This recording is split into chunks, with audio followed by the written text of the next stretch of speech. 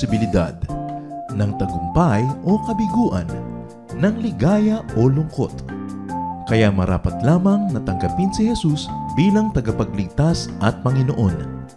At matapos yun ay panariwain ang katapatan at paglapit sa Kanya bawat araw o day by day. Ang day by day ay naglalayong umalalay sa pang-araw-araw na pamumuhay. Narito po si Kuya Ed Lapis sa mensaheng pinamagatang The Roots and Fruits of Worry.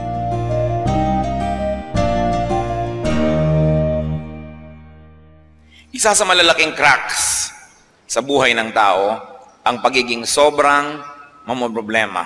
To become warriors. Kung inyo pong susuriin ang inyong sarili at pipili lang kayo sa dalawa, and you're going to identify yourself, are you a warrior or not a warrior? Isang magandang katanungan. Ano po ang ating classification? Kayo ba ay mapag-alala o hindi? Kayo ba ay mahilig mamroblema o hindi? Worry robs people of happiness. Worry robs people of peace, even of the essence of life, even though at times, and many times, in fact all the time, worrying does not really solve anything. What is the difference between being responsible and being worrisome na maging mapag-alala? Ito po ang pamagat ng ating pag-aaral ngayon, the root and fruits of worry. Kung ano mga pinag-uugatan at nagiging bunga ng sobrang pamomroblema at pag-aalala. Salamat po, Panginoon, sapagkat maaari kaming lumapit sa inyo. Salamat po na hanggang sa kalit-liitang sulok ng aming buhay kayo interesado. At meron po kayong nakalaang pagpapala sa bawat bahagi, bawat panahon ng aming inilalagi dito sa mundo. Sa aming pagtitipon ngayon, Panginoon, iwawaksin namin ang lahat ng uri ng gawa ng kasamaan.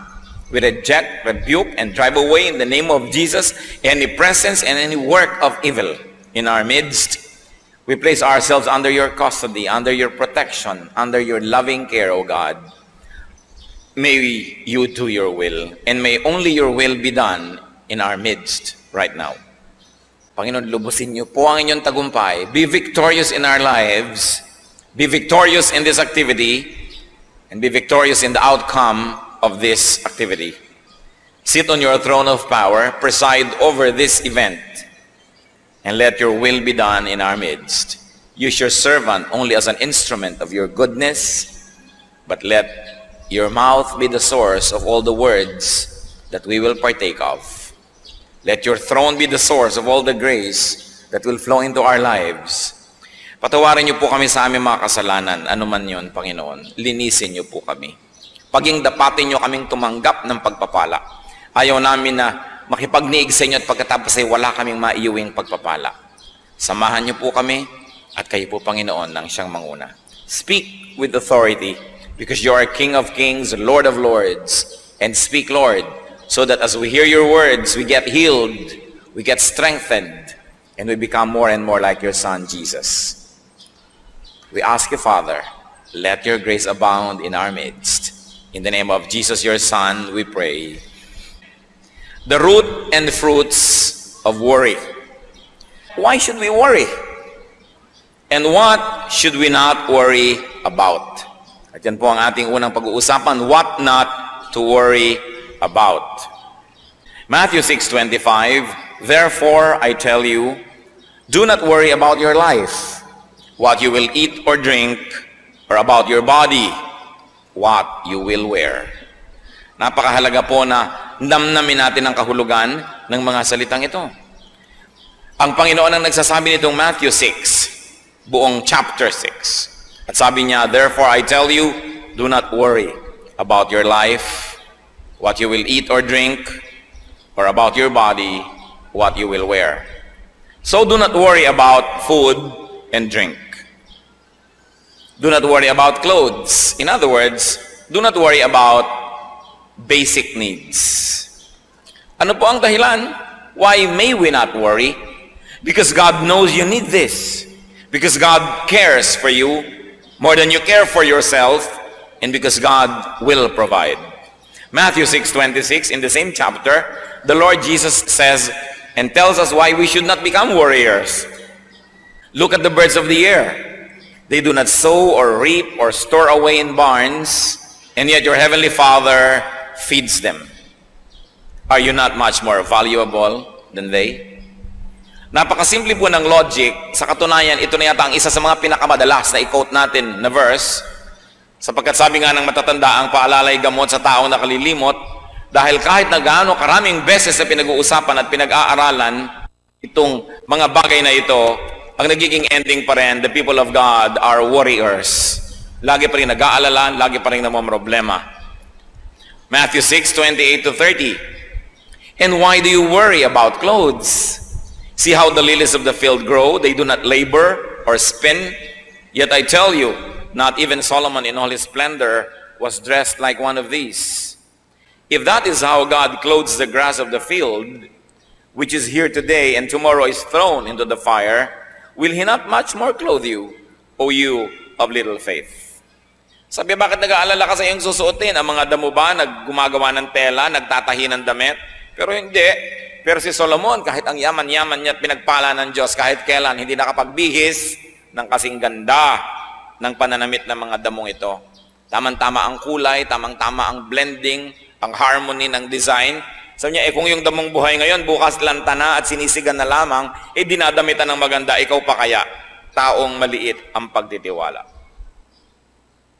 So do not worry about these things, and also do not worry about the future. Again, in chapter 6 of Matthew, verse 34, therefore do not worry about tomorrow, for tomorrow will worry about itself. Each day has enough trouble of its own. And why not? Why not worry about tomorrow? Because tomorrow will take care of itself. That is the logic. Pero kahit ilang beses na nating nadinig ito, sasabihin, ang daming beses ko nang nadinig yan sawang-sawa na ako marinig yan. Ang itatanong ko, napatigil na po ba kayo mag-alala? Sa ilang beses nating nadinig ito. Kaya dapat madinig ng madinig pa ulit-ulit. Sabi, huwag mong alalahanin yung bukas. Yung bukas, poproblemahin niya ang kanyang sarili. In other words, the Lord is saying, I am here today, don't worry about tomorrow, because when tomorrow comes, I'll be there as well. Because I am the Lord of yesterday, today, and tomorrow. Marami po sa atin ay hindi tayo nag-e-enjoy sa buhay, kasi yung ibinibigay na grasya ng Diyos para ngayon, pinaghahati natin. Kalahati para ngayon at kalahati para bukas na inaalala na natin ngayon pa lang. Samantalang yung bukas, pagdating niya, may kasama siyang sariling grasya para sa kanya. May sarili siyang pagpapala na kasabay niyang darating. Pero dahil yung pagpapala ngayon na dapat sana'y ngayon at kasya para sa ngayon ay pinaghahati natin dahil nag-aalala na agad tayo bukas. At pagdating naman ng bukas yung darating na grasya, hahatiin mo na naman para sa makalawa, kahit kailan, hindi na tayo titigil mag-alala. I like to be very emphatic that the Lord does not teach us not to plan. Pinupuri nga ng Bible yung langgam na marunong magplano para sa darating na tag-ulan, nag-iimpok na daw ng pagkain. So you may plan. You may even want to save. You may want to be very detailed about how you want to spend your retirement. But the point is, after you have done the planning and after you have done what you could, stop worrying. Because even if you worried, there is nothing that you can do to control the outcome of what may happen still. Ang inaalis ng Diyos sa atin yung walang kwentang pag-aalala, hindi niya inaalis yung maging responsable. Hindi niya inaalis yung maghanda, magplano. Pero kung nagtanim ka ngayon tapos hindi ka makatulog buong gabi dahil iniisip mo kung tutubo yung itinanim mo, it will not help the plant and neither will it help you. So just do what you can and trust that the Lord loves you, that the Lord likes to bless your work, and go on with life with peace and in peace. What else do you not worry about? Do not worry about what you cannot do, what you cannot accomplish. Yan nga po yung binabanggit natin. Kaya nyo ba na palabasin ang ugat mula sa buto ng isang halaman matapos yung maitanim ito? No. Pero kaya nyong itanim? Yes. So, yan ang alalahanin nyo, itanim. Kaya niyong diligan? Diligan. Kaya niyong bunutan ng mga damo? Bunutan ng damo. Pero hindi niyo kaya, huwag niyong papelan kasi mahihirapan lang tayo lahat. Kaya nating payuhan ang ating mga anak? Payuhan. Kaya natin silang bigyan ng magandang halimbawa? Bigyan. Pero para mag-alala tayo ng mag-alala kung sinong mapapangasawa nila, kung anong gagawin nila sa buhay, magiging mabuti ba sila o masamang tao, useless. Just do your best. Ang sabi sa Bible, train up a child in the way he should go, and when he is old, he will not depart from it. So do your activity in the right time. When the child is young, teach. And then, sit back and relax at anihin ninyo ang bunga ng mabuting pagiging magulang at ng mabuting pagpapalaki ng anak. Generally speaking, pag pinalaki mo ng mabuti, generally speaking, magiging mabuti rin yung tao. Sobrang exceptional pagka hindi pa naging mabuti yan. Tapos sasabihin pa ng iba, bakit naman yung anak ni ganon, pinalaki pa sa Bible school, pinalaki pa sa church, takot-takot na Sunday school at camp at retreat. Ang ginawa, ipinaglilihi pa lang yung ipinagpe-pray na, nililay hands pa yung pagkabuntis, yung tiyan itong buntis na ito, bakit ganyan pa rin ang nangyari? Aba, anong ibig nyo sabihin? Walang napala tayo sa ating pananalangin? Walang naging bunga ang pagtuturo ng Sunday school? Walang naging bunga ang pagpapalaki sa church? Meron! Pero sasabihin nyo, bakit nagkaganon pa rin? Yun nga kung hindi yan pinalaki sa church, hindi yan tinuruan, hindi yan ipinanalangin, baka nadaig na niyan si Satanas. Kaya yung may nagawa pa rin mali, huwag mo sasabihin na baliwala ang lahat ng pagpapalaki. Dahil sa pinalaki mo pa rin ang tama at ang magagawa mo, na-control pa, nagkaroon pa ng hangganan dahil maring lampas-lampas pa dyan ang pupuntahan niyan dapat. Wala pong mabuting gawa na nasasayang. Walang mabuting pagtuturo ang sasabihin mong nasayang. Sasabihin pa diba, sayang lang ang pagbabible study mo, ganyan lang pala ugali mo, tumigil ka ng pagbabible study. Sabi siguro, kung hindi ako nagbabible study, inilibing na kita ng buhay. Kaya pasalamat ka, nagba-Bible study ako. Iniirapan lang kita. Siyempre kasi merong ini-expect ang tao pag malapit ka sa Diyos. Pero kahit kailan mga kapatid, huwag kayong matutuksong isipin na ang gawang kabutihan, ang pagsunod sa Diyos, ay walang bunga. Nakakita lang kayo ng pangit, yung pala dapat mas higit pang pangit yon kung hindi lang na-control ng naitanim nyo ng mabuti. Good is always rewarded. So just do your best. Nagne-negosyo kayo, just do your best. Maging honest kayo sa inyong dealings. Serve your clients well. Give good service. Give good products. Huwag kayong mag-alala sa competition. Yung iba ang kanilang ginagawa ng paraan, paano papatayin yung competition, paano gagawa ng mali, paano gagawa ng foul. Ang gawin nyo lang, just be good. Because your goodness will be your own attractiveness. Hindi nyo kailangan sirain ang inyong kapwa para kayo maging matagumpay. Ang kailangan nyo lang maging mabuti. Don't worry. Luke 12:25-26, who of you, by worrying, can add a single hour to his life? Since you cannot do this very little thing, why do you worry about the rest? Tama nga naman. Sa pag-aalala nyo ba at pagiging mahilig mamroblema, sabi ng Biblia, kaya nyong dagdagan isang oras man lang ang inyong buhay? Hindi. Yung pala, yung kaprasong isang oras, hindi mo maidadagdag sa buhay mo. Ba't yung iba, inaalala mo palalo? Ang dami-daming pinoproblema. Pastor, meron pong nababalita na meron daw planetang babangga sa Earth. O ano ngayon ang gagawin ko? Lilipad ako sa hangin at hakarangin ko ang planeta. Kung ngayon nabalitaan kayong ganyan at hindi ipanalangin nyo at pagkapanalangin, tama na dahil ano magagawa natin kung yung pagkalaki-laking kometang babangga sa Earth? Naku, malapit po tayo sa dagat. Paano po pag magka-tsunami? Kahit naman pumunta ka sa bundok at nabiyak yung bundok at kinain ka, patay ka pa rin. So why worry about these things? But of course, kung minsan magbabakasyon kayo sa tabi ng beach, pipili kayo ng titirhan yung katabi ng tubig o medyo mataas-taas, siguro doon naman kayo pwedeng maging ngayong ka-good planner. Sabihin natin, doon tayo sa mataas-taas para kung may baha-baha man lang hindi tayong unang-unang tamaan man lang. Magkaroon mo lang tayo ng oras na tumakas-takas. Pipili kayo ng kwarto sa hotel, pinipili nyo man lang sana yung kung meron kayong kakayanan yung mas malapit sa fire exit. O tinitingnan nyo, nasan ba ang fire exit nito? Hindi masama yung ganun, hindi worrying yon. Because you do what you can. Pero yung buong gabi hindi na kinakatulog dahil baka may sunog. Hindi na nga natuloy yung sunog, nangayayat na rin kayo. Tapos kung natuloy pa, nasunog kayong payat, doble ang pagkalugin nyo. Because warriors lose twice. when what they worry about actually happens. Yung pinangangambahan nyo, pag nangyari, 2 beses kayong magdurusa. Nung ini-imagine nyo pa lang at nung nangyari na. Ngayon, kahit hindi yan mangyari, kung kayo warrior, at least minsan na kayo nagdusa. Nung iniisip nyo pa lang. Kaya mahirap yung isip ng isip. Manalangin.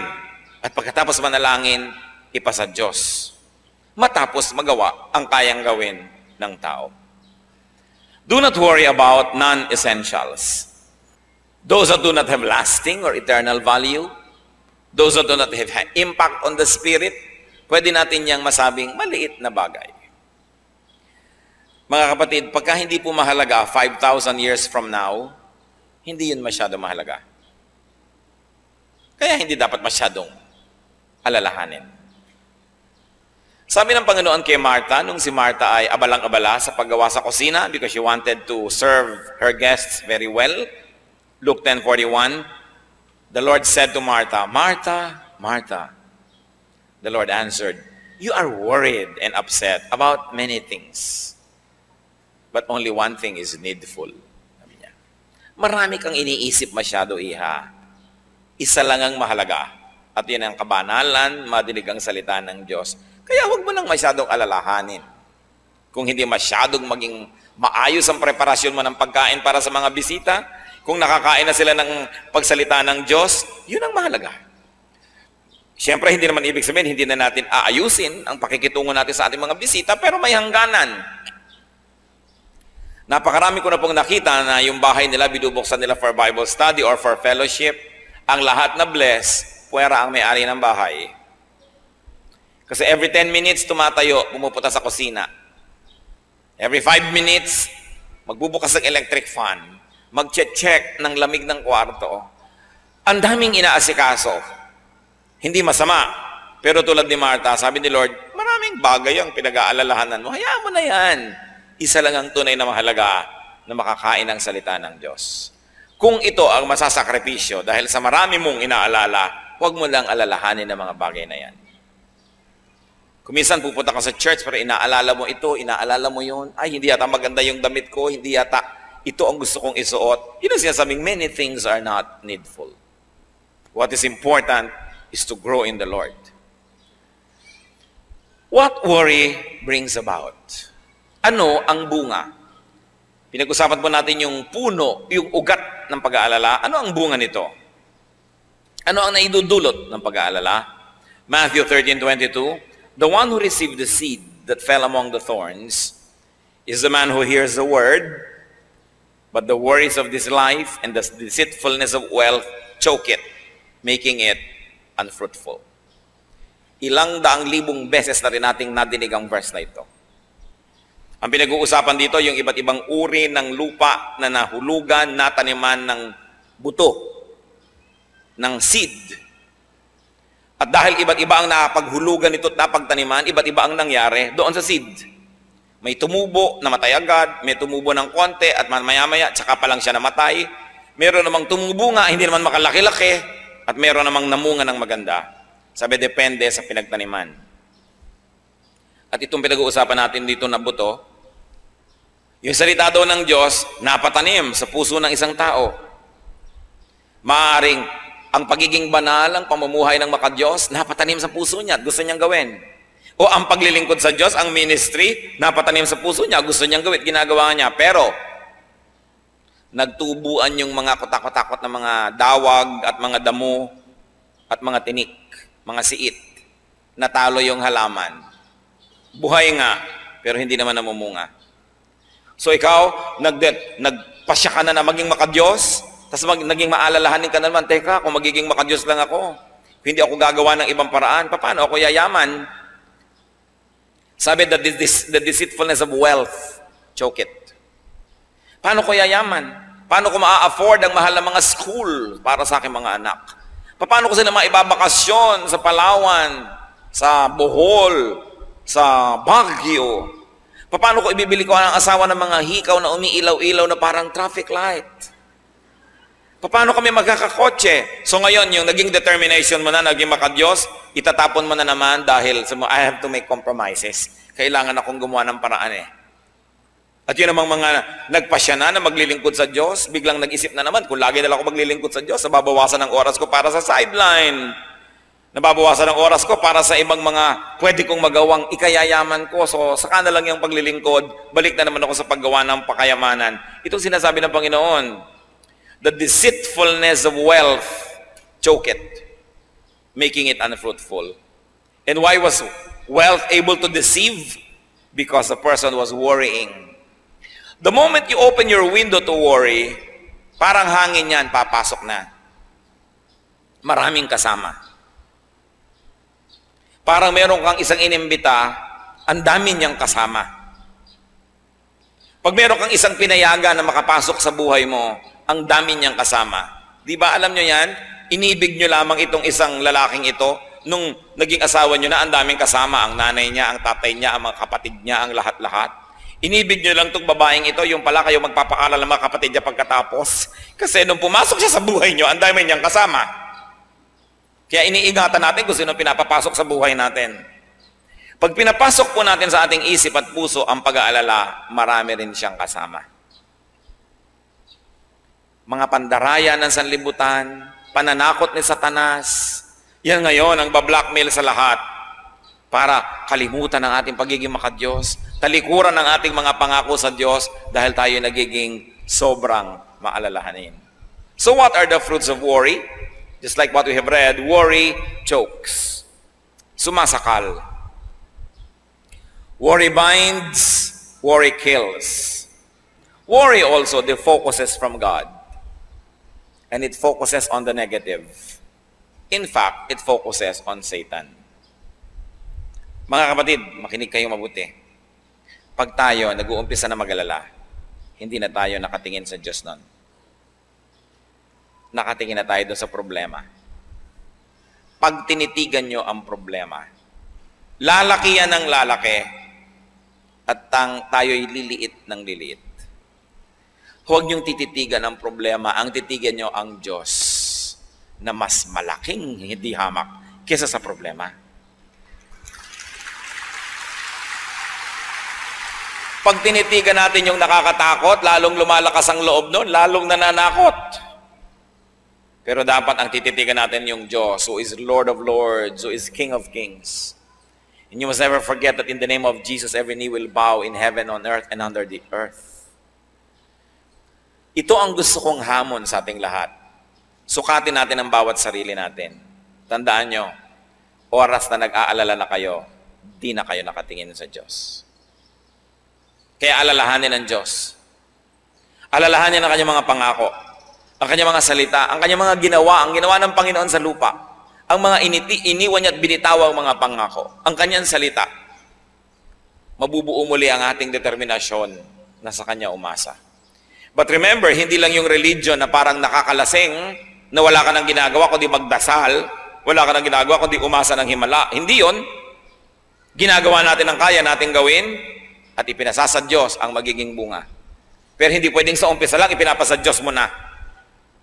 Yan nangyayari na ang relihiyon ay nagiging isang masamang bisyo. Kung ang tao hindi na gumagawa ng tama, ng mabuti, at iniaasa na lang sa himala ang lahat ng bagay. Kailangan magkasama yan. Faith and works must always blend together. Luke 12:29-30, do not set your heart on what you will eat or drink. Do not worry about it.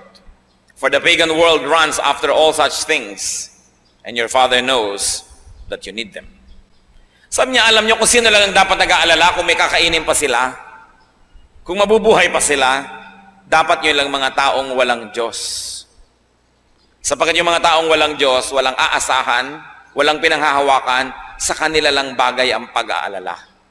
Pero sa mayroong Diyos, hindi bagay yan. Sa Diyos na nagsasabing, 6 days you shall labor and do all your work. And on the 7th you will rest. In the same manner, the Lord is saying, do what you can, work hard. But after working hard, you rest. Because what you plant, you will harvest.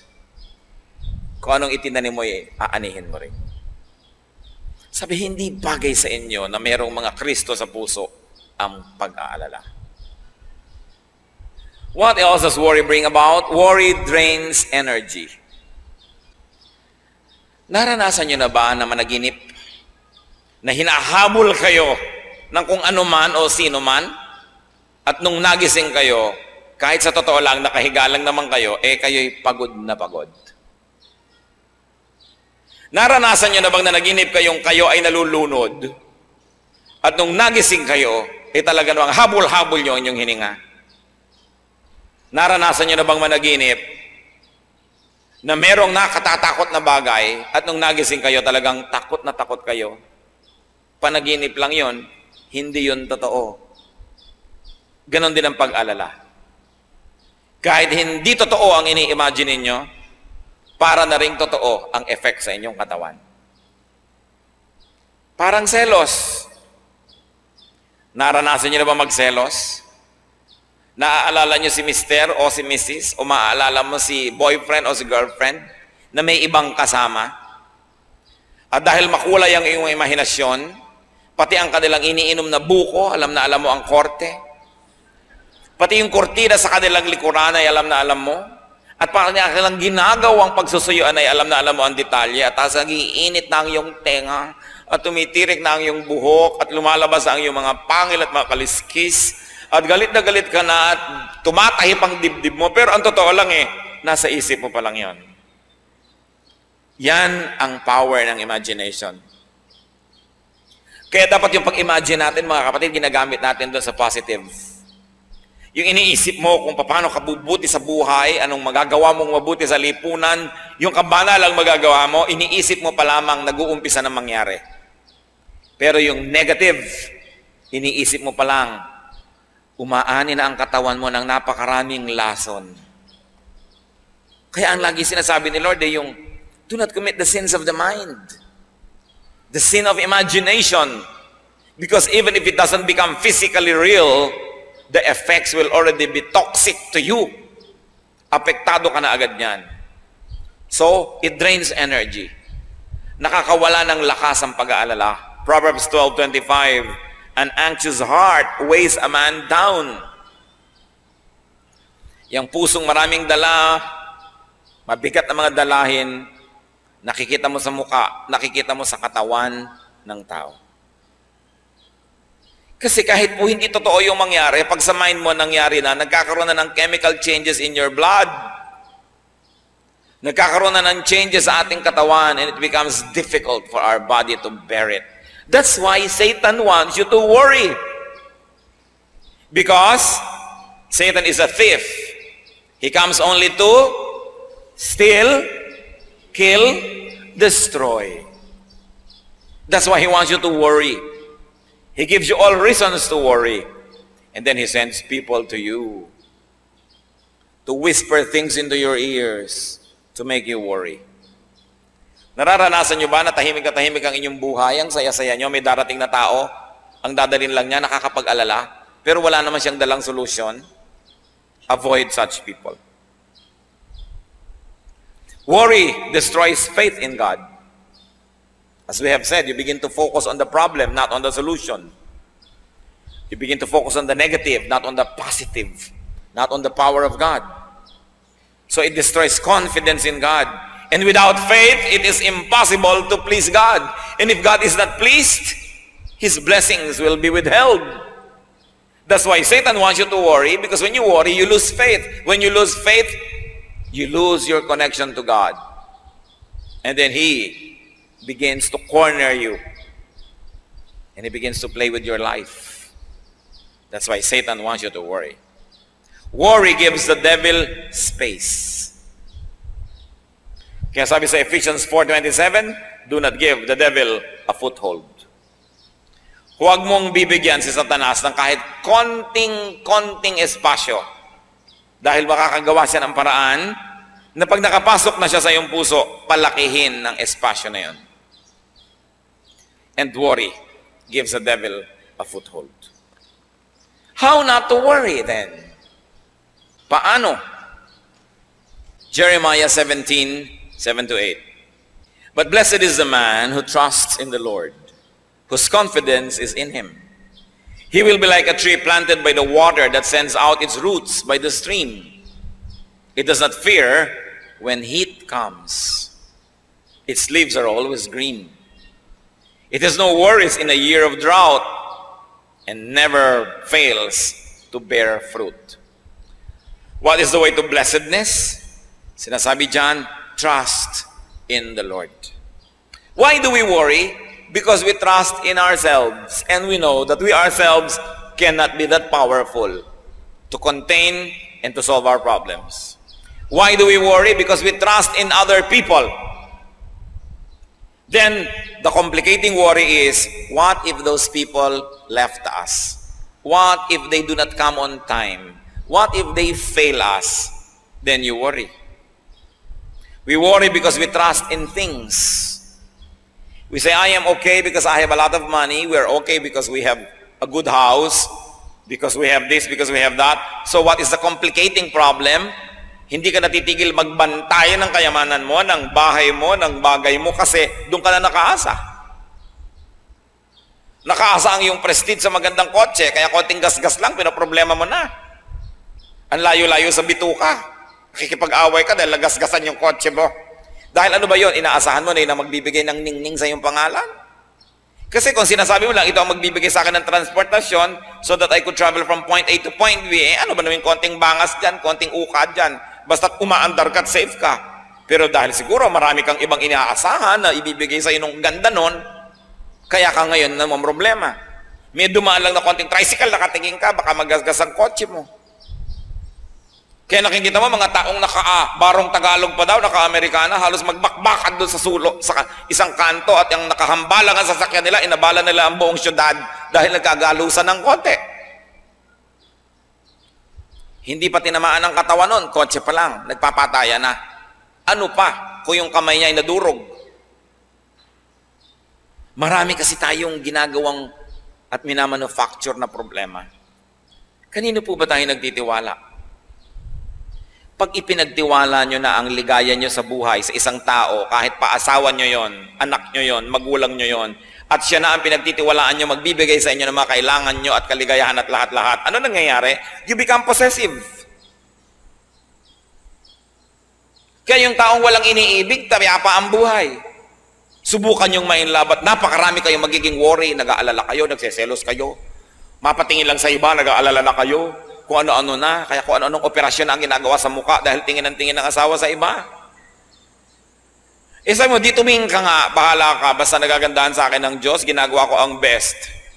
At ang kaligayahan ko sa Diyos ko, iaasa ko. Nandiyan ka, salamat sa Diyos, at kung wala ka, may Diyos pa ako. Pero oras sa iniasa mo lahat sa tao, ano mangyayari? You will possess that person, and you will guard that person, and you will never be able to sleep. Meron pa po ng mga ginang na naglalagay ng mga panghuli ng daga nakapaligid sa kama nila dahil baka daw ang mga katulong nilang babae puntahan ang kanyang asawa sa gabi. Aba, hindi ako nagbibiro. Kung siya ngayon ang maihi sa gabi at nalimutan niyang marami siyang inilagay doon, isipin yung pag-aalala, bakit sobra ko naman itong babantayan? Aba, kung ayaw nga ba niya sa akin?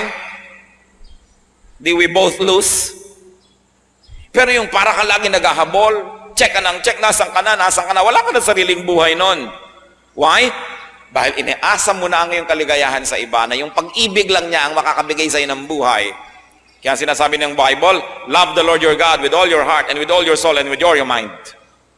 Because when you love God and you make Him number one, you are sure that your number one will never leave you. So kung may asawa ka, dapat number 2 lang yan. May anak ka, number 3. Kasi dumating mat umalis yan, nalulungkot ka, iniinda mo, pero buhay ka pa. Kasi may Diyos ka eh. Pero pag tao na ang ginawa mong Diyos, wala ka nang gagawin sa buhay kundi mag-alala. So hindi, talagang napaka-faithful ng mister ko, talagang mahal na mahal ako niyan. Okay, tuwing sasakay naman niya ng aeroplano, nervyos na nervyos ka. Tuwing magbibiyahe, wala ka nang ginawa kundi mag-alala. Kasi anino ka na lang niya, hindi ka na tao eh. Sa mahal kita, nag-aalala ko para sa iyo, ipananalangin kita.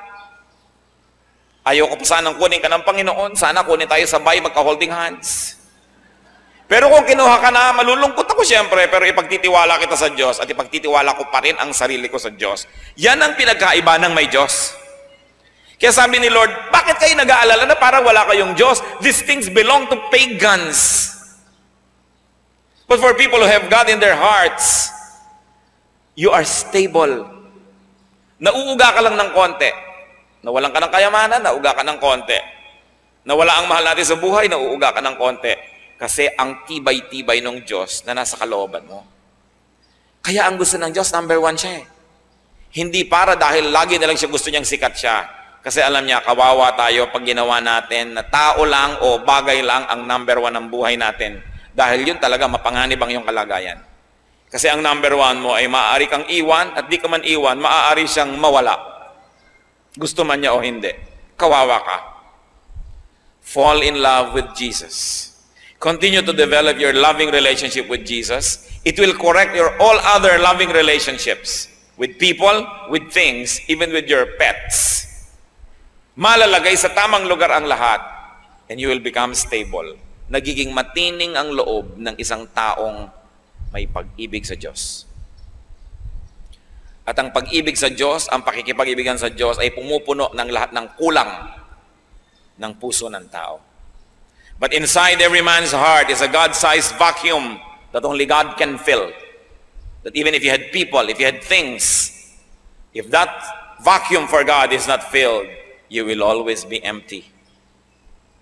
That's why there are many people who are running on empty. Nagtataka sila, meron naman akong bahay na maganda, meron naman akong pamilya, meron naman ako nito, bakit kaya kulang ang buhay ko? Hindi nila na tatanto na maaaring ang Diyos ang kulang sa kanilang buhay. Pero pag yung lugar ng Diyos puno na ng presensya niya, kahit kulang-kulang yung iba, hindi mo yun gaanong iniinda. Although God wants you to have all of these chambers of your heart filled, dahil hindi naman siya maramot. Pag po tayo mapag-alala, isa ang bagay ang tiyak, hindi ganon katibay ang relasyon natin sa Diyos. Kaya patibayin. I-develop yan. How else are we not to worry? Do your best. Leave the rest to God. Proverbs 16:9, in his heart, a man plans his course, but the Lord determines his steps. Man plans, but God has the final say. And in the end, God will prevail. Kaya kailangan, ginagawa natin ang magagawa, pero ipinapasa Diyos. At mga kapatid, listen to this. Tinatanggap ang kalooban ng Diyos. Kahit hindi yon ang kalooban natin. Nagtitiwala na lagi siyang tama. That when you do not agree with God, doubt your scholarship. But do not doubt God. Because God cannot be wrong. Proverbs 19:21, many are the plans in a man's heart, but it is the Lord's purpose that prevails. So who is going to be a happy man or woman? That person whose plan is to obey God. That person who opens his heart to the plans of God so that God's plan will happen. Because even if you planned against God's plan, it is God's plan that will prevail. At kung makikipag-contest ka sa Diyos, paano ka mananalo? Masaya ang taong sa umpisa pa lang, hinahanap na niya agad, ano po bang kalooban niyo, Lord? Yun na lang ang gawin natin kasi yung kalooban niyo naman ang laging matutupad. Bakit ko sasayangin ang oras kung makipaglaban sa inyo? And what is the meaning? One meaning of being godly is when your will becomes patterned after the will of God. Kung yung gusto na natin mangyari sa buhay natin, ay yun naman talaga ang gusto mangyari ng Diyos, isa yon sa ibig sabihin na maka-Diyos tayo. Hindi sabihin maka-Diyos ako pero lagi ka nakikipagtunggalin sa Diyos dahil iba ang gusto mo at iba ang gusto ng Diyos. E di all the time, para na lang laging contest yan. Sino ang magkakaroon ng payapang buhay? Yung ang gusto ng Diyos at gusto niya ay iisa na. Pareho na. Then mapayapa ang ating buhay. Kaya gusto natin ay lagi nating malaman ang salita niya, makilala siya, para maiayon natin ang ating pag-iisip, ang ating buhay sa Kanya. Be sensitive to God's will and to God's purpose. So in life, you define what is doable and you define what is not doable. Do not worry about the undoable. Just do your best. Leave the rest to God. How else are we not to worry? Plant good seeds. Do not plant bad seeds. Proverbs 11:18, he who sows righteousness reaps a sure reward. And Proverbs 22:8, he who sows wickedness reaps trouble. Gusto ninyo na mabawasan ng mga aalalahanin sa darating na bukas? Gumawa lamang ng mabuti ngayon. Sapagkat bawat na ginagawang mabuti, makakaasa kang may aanihin ka bukas na mabuti. At bawat ginagawang masama, makakaasa ka rin na may aanihin kang di maganda. So huwag tayong mag-alala ng mga pangit na aanihin kung alam naman nating nagtanim tayo ng nagtanim ng mabuti. This is Agriculture 101. Pag nagtanim ka, may aanihin ka. At kaya po yung iba sigurista, maraming itinatanim eh. Gusto mo magkaroon ka ng 4 na puno ng lansones sa iyong bakuran, magtanim ka ng 7. Sakali man na yung 3 hindi tumubo, may 4 pa talagang tutubo. Kaya hindi masamang magtanim ng maraming magandang bagay. Meron kang kayang tulungan na tao, damihan mo. Hindi naman lahat ng taong tinulungan mo magiging grateful eh. Pero kung marami kang tinulungan, may chances ka na mas marami naman dyan ang tatanawan lang. Marami kang ginawang mabuti. Pero tandaan ninyo, ang ginagawa ng masama, lahat yan gaganti. Liban na lang na born again. Kaya ipanalangin nyo ma-born again lahat ang ginawa nyo na masama. Dahil kung hindi, walang inaantayan kundi pagkakataon na gantihan ka. Mga bata, mang inapi mo nung maliliit, hindi lang yung kumikibo dahil maliit pa. Pero tatandaan nyo mga kapatid, sa bawat tik-tak ng orasan, sa bawat pagsikat at paglubog ng araw, kayo'y papahina at sila'y papalakas. At sabi nila, balang araw, babangon ako at tuturugin kita. Kaya gumagawa ka ng masama sa bata, actually, it's very wicked because you do something bad to a helpless person. And 2, it is very unwise because you are planting negative things that you will harvest. Pero yung gagawa ka ng mabuti sa isang bata, hindi niya nalilimutan yun. At darating ang panahon. Hahanapin kanya mula sa 4 na sulok ng daigdig para dalang kanya ng isang guhit na kastanyas. Blessing. Ang Bible lang may sabi, ang mabuting ginagawa, aani. Be good. Be good. Proverbs 28 verse 1, the wicked man flees, though no one pursues. Ang isang taong masama, tumatakbo kahit walang humahabol. Evil men run, though no one chases them. Kaya yung mga marurumi ang isip, ganun yun. Maraming karumihan ang isip nila. Kaya hindi sila payapa. At pagkatapos ina-assign nila sa iba yung iniisip nila. So what do we do? How not to worry, brothers and sisters? Avoid warriors. Huwag kayong sasali sa Warriors Club. Tapos founding chairman pa kayo. Don't join warriors. Avoid negative people. Avoid complainers. Deal with them only to minister to them, but do not be friendly with them. Huwag kayong mga kapalagayang loob nyo, yung mga lagi na lang natatakot at nag-aalala, kasi nakakahawa yan. Go to them to minister to them. Go to them to bring them the light of the gospel, but do not fellowship with them. Hihilahin nila kayo pababa. Proverbs 13:20, he who walks with the wise grows wise, but a companion of fools suffer harm.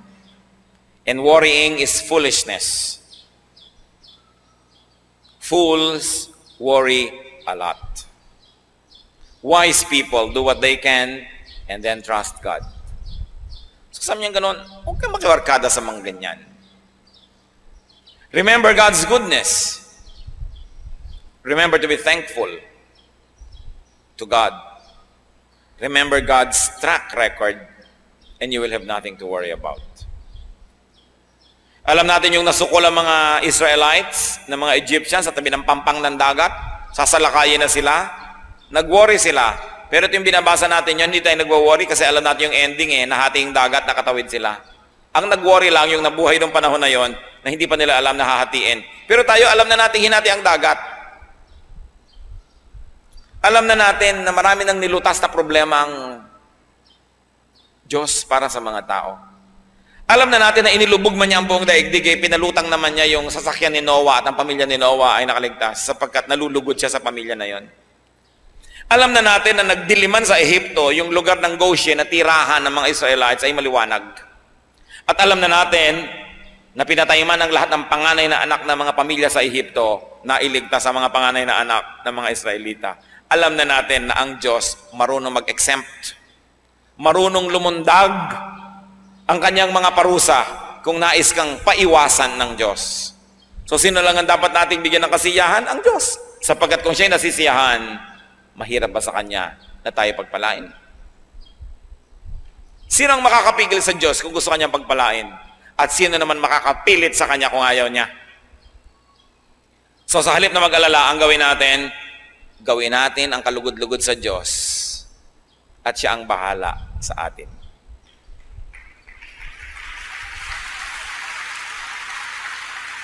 Napakaganda ng word na bahala, inaakala at iniisip ng marami na ito'y nagmumula sa salitang bathala.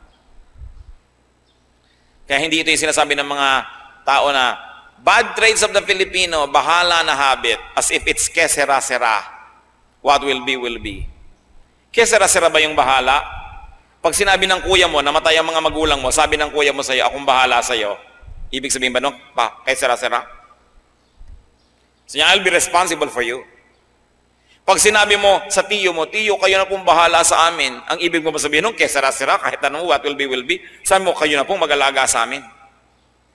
Pag sinasabi mo sa katulong nyo sa bahay, Bining, aalis ako, pagka may sunog, bahala ka, ang ibig sabihin mo nun, tatakbo na lang siya. Hindi, inaasahan nyo, dala niya ang aparador.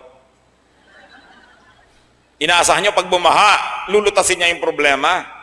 Pag sinabi mong bahala ka, ibig sabihin, I'm giving you responsibility. I'm giving you supreme commandership and leadership. Yun ang kagandahan nun. Kaya, kung bahala ang Diyos sa atin, siya ang bathala, maibigin, matulungin, mapagmahal. So, anong dapat natin gawin sa buhay? Bigyan natin ng kasiyahan ng Diyos. At pag nasisiyahan ng Diyos, siya talaga ang bahala. Pero kahit anong pagpupunyagi ang gawin natin at pagsisikap, kung iniinis naman natin ng Diyos, ino-offend natin siya, masasayang lahat ang ating pagsisikap. Huwag tayong malilibang kahit kailan. Pleasing God is the primary duty of our life. Not to please yourself at the expense of your relationship with God, because that will work on the reverse.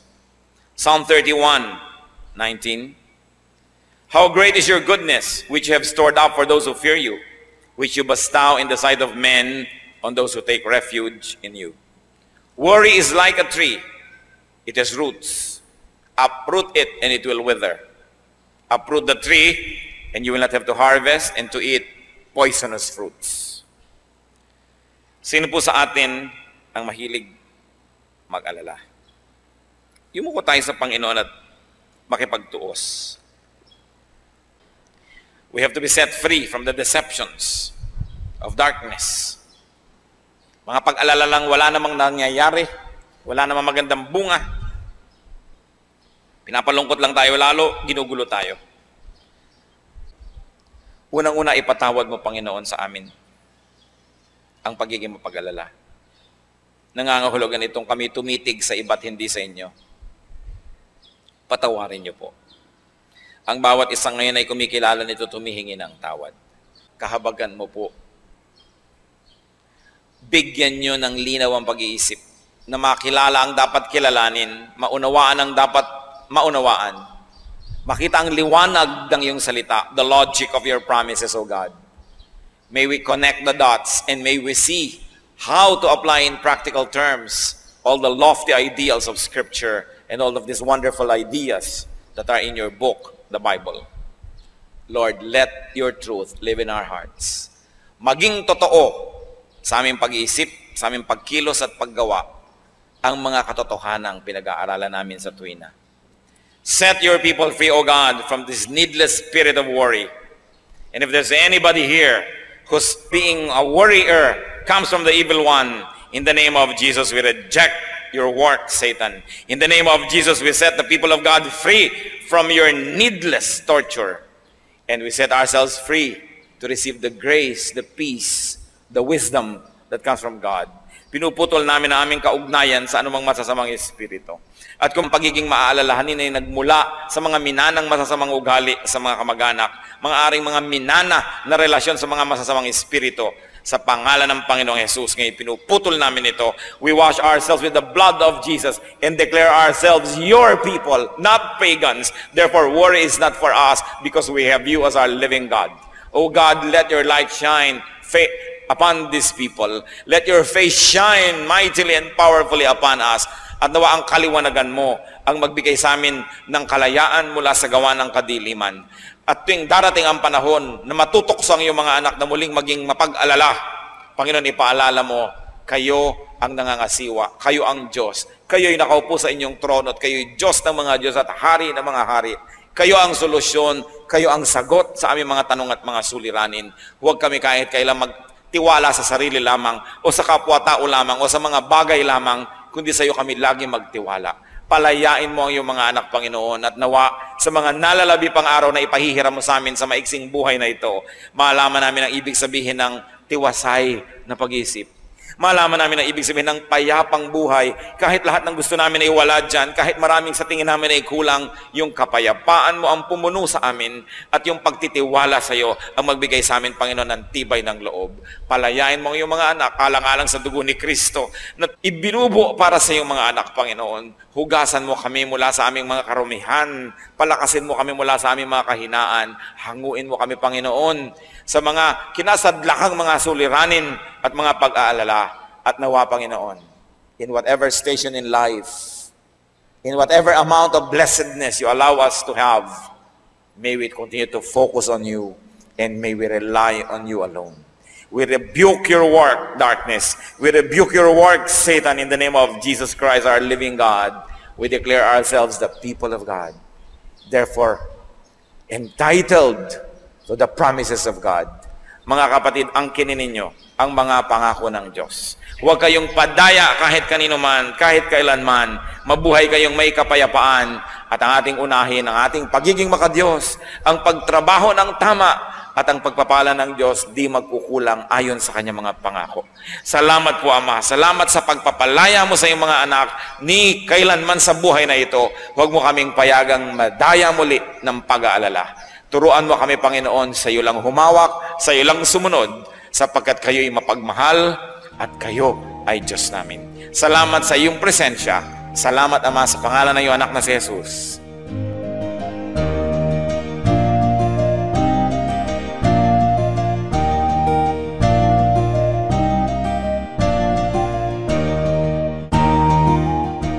Ang katatapos pong mensahe ni Kuya Ed Lapis ay pinamagatang The Roots and Fruits of Worry.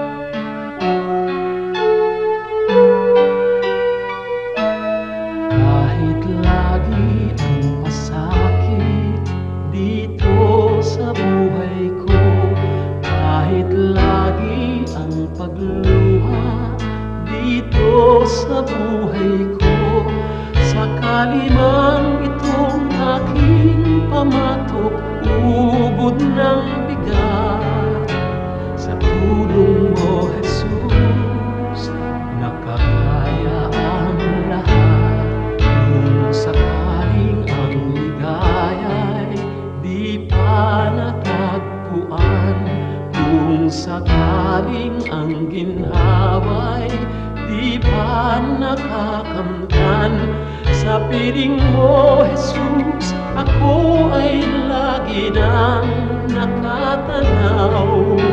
Sa langit mong laan, di na mamamanglaw.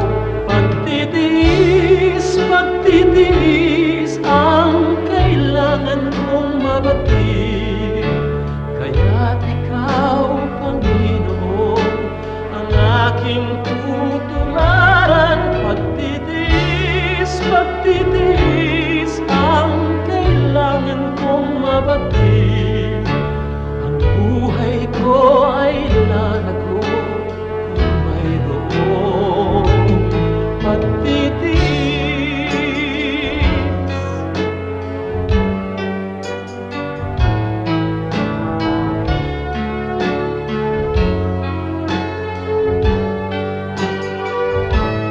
Kung sakaling ang ligaya'y di pa natagpuan, kung sakaling ang ginhawa'y di pa nakakamtan, sa piling mo, Jesus, ako ay lagi nang nakatanaw.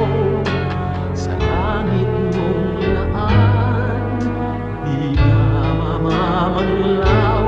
Pagtitiis, pagtitiis ang kailangan kong mabatid.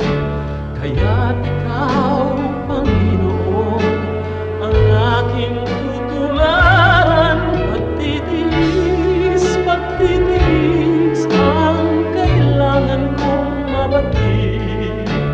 Espiritu ay lalago kung mayroong pagtitiis.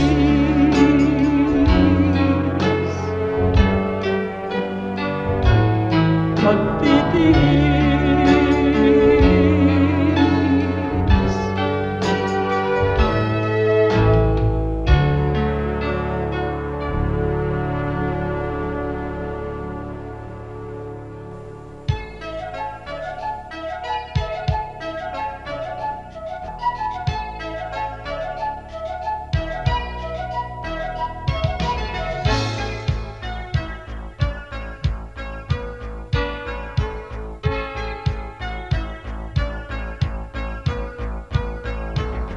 Ang nais mo'y kagalakan, kay Jesus matatagpuan.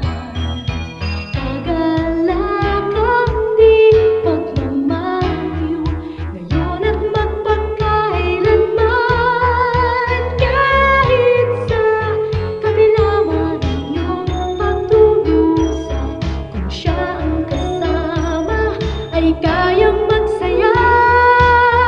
Kagalakan ang puso ay makakamtan, pag si Kristo sa buhay ang iyong paglingkuran. Kay ganda ng mundo, kung malalaman mo na siya'y laging nagmamahal sa'yo.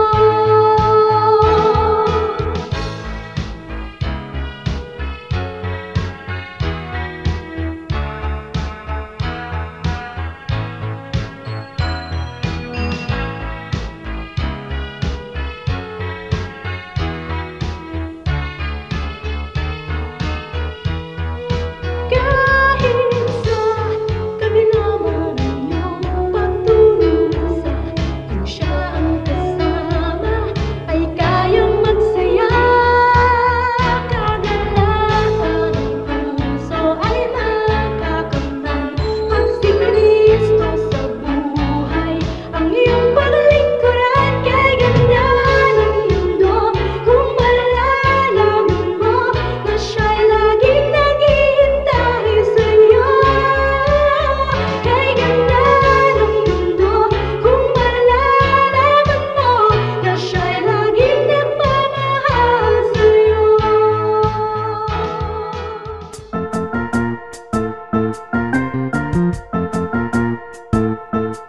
Oras na po para pansamantalang magpaalam ang programang Day by Day. Tayo po'y magsama-sama tuwing ika-6 hanggang ika-7 ng umaga, araw-araw. Magandang umaga po at mabuhay ang Panginoong Hesus!